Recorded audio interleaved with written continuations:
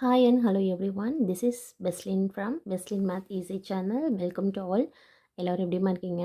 Okay, இன்றைக்கி நம்ம என்ன பார்க்க போகிறோம்னா எக்ஸசைஸ் 1.3ல 9th சம் பார்க்க போகிறோம். ஓகே, வாங்க பார்க்கலாம். A plane is flying at a speed of 500 km per hour. Express the distance d traveled by the plane as function of time t in hours. Okay, அதாவது ஒரு plane வந்து flying, அதாவது பறந்துட்டுருக்கான். எப்படின்னா speed of 500 kilometre per hour, 1 ஹவருக்கு வந்து 500 kilometre வேகத்தில்.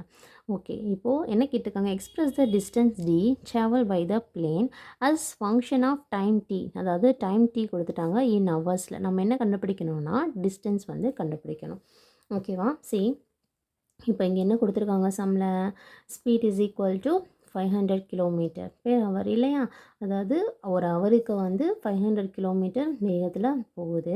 Distance வந்து டின்னு கொடுத்துருக்காங்க, டைம் வந்து டி. ஓகே, பெர் ஹவரில் நம்ம என்ன கண்டுபிடிக்கணும் இப்போது? டிஸ்டன்ஸ் தான். நம்ம சின்ன கிளாஸ்லேயே படிச்சிருப்போம். ஸ்பீடோட ஃபார்முலா என்ன? Speed is equal to distance divided by time இல்லையா?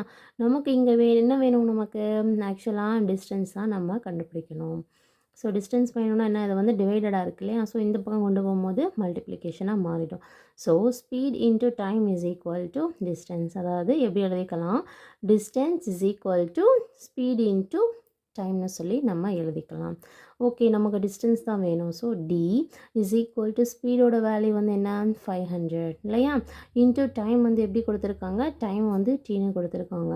So D is equal to 500 into T என்ன கிடைக்கும், நமக்கு 500 டீன்னு கிடைக்கும். அது வந்து எப்படி, கிலோமீட்டர். ஓகேவா? மென்ஷன் பண்ணிக்கணும்.